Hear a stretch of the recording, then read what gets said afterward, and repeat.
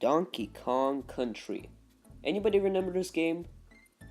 What am I talking about? If you've played this game at least once or twice, you automatically can't fucking forget it. It's like a fucking disease, but it's actually good and it doesn't kill you. Anyway, my point is that this game is fucking great. I mean, sure, this game has like a variety of sequels, like the one that everybody likes, the one that nobody likes except me, and the one that nobody liked at first, but once it came on your fucking tablet with controllers, everybody likes it now. But I'm not here to talk about any of those games. I'm here to talk about the first one. Yes, that's right. The first great, spectacular Donkey Kong game, Donkey Kong's fucking Math Quest. Oh yeah! Nah, but for real, I'm gonna talk about the first Donkey Kong Country. Now, I've already said that this game is great, but that's not exactly what I'm gonna be talking about. I mean, it's part of the reasons on why it's great, but it's not really the main reason. It's not the gameplay, that's for sure. But it is about the world itself and how, in my opinion, it's one of the best worlds in video game history. Now, I know what you're gonna say, Yvonne, you're gonna talk about on how just a pile of pixels on the screen is one of the best worlds in video game history, and that's the thing. I'm not gonna talk about on how good this game looks, or how good this game looked at the time. I'm gonna talk about on how just fucking lively it is. Now, back in 19 whatever, video game worlds were just places that were just a bunch of platforming obstacles with some creatures you can shoot, slash step on, slash fight. Donkey Kong Country doesn't feel like those games at all.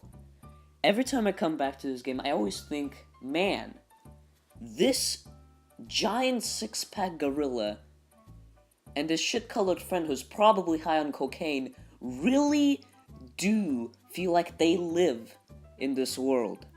And again, at the time, it was really incredible that a couple of developers can achieve this type of lively atmosphere in their fucking gorilla game. Now, throughout this whole video, I'm gonna talk about how the developers of this game made sure that this game would feel as alive as ever. And the first point I'm gonna bring up is about the visuals.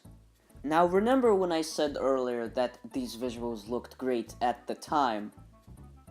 Well, scratch that shit, because these visuals looked great back then, and they still look great now. Now, for people that complain about this game being old, let me tell you a story. So, at my 6th grade times, I hacked into the local computers just to play some, good old Donkey Kong, and then this fucking edgy-ass freak, comes next to me and he says this shit. This game might be pretty old. It might have a lot of, glitches, so that means it's bad. Fuck you. Just because a game is old doesn't mean it's bad, you fucking normies. Appreciate looks of games no matter how bad you hate them. For example, I fucking despise the so-called realistic style of some video games where the NPCs move around like they're fucking drunk. But I still appreciate the hard work that goes into making this style happen. For example, one of my favorite games, Sonic Unleashed, uses this style a lot with cutscenes and NPCs and etc. And I fucking love this game. So even though I hate the style itself, I still kind of appreciate it. Anyway, back to Donkey Kong Country. Obviously, the main thing that works about this style is the realism. In fact, that's why this game got popular in the first place. The main thing that also works within this realism is that everything looks like it's in place. No floating platform looks like it's just your regular floating platform. No floating barrel looks like it's your regular ass floating barrel. and no creature slash NPC looks like they could have been put into another game. Everything looks like it's within its world, and that's why it works. Nothing, I repeat, nothing looks like it's out of place. If I showed you, like, a level or an enemy or, like, a fucking splash effect, you would recognize it from this game. Which brings me to my second point, the environment. Now, the environment of this game is almost freaking masterful. So basically, Donkey and Diddy live on this island called, well, DK Island.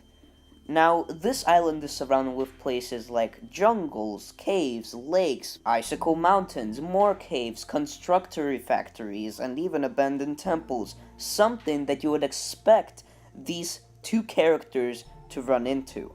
But there are also some interesting locales, like this fucking village populated by beavers, this fucking ice cave with fucking crystals inside of it, and then this poison lake, which you can somehow swim in, I don't know. Each location is interesting and unique while still having the feel of being in this world. And that's why it's so great. But nothing is as spectacular without the icing on the cake. Which goes into my next point, the music.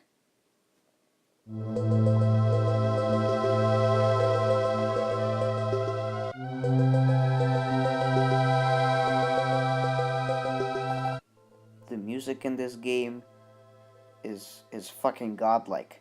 It's been composed by David Wise, who hasn't been known for a lot of his work until he composed this game, and damn, it really does show.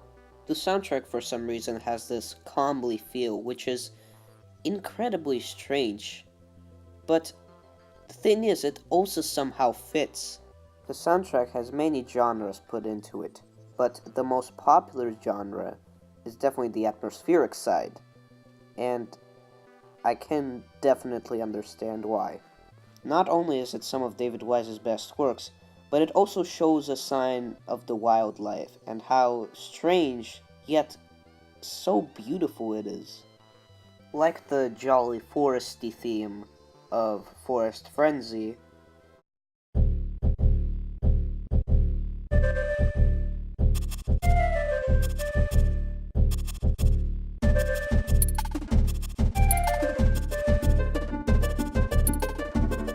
or the dangerously cold theme of Northern Hemisphere,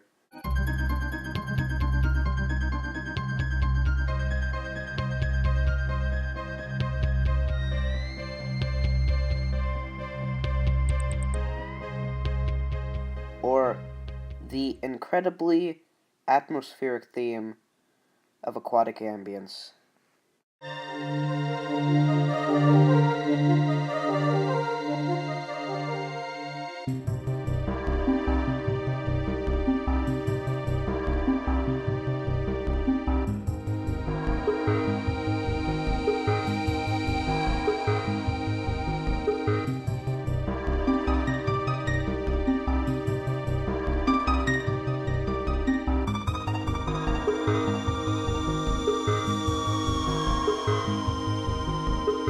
There's just always something to love here.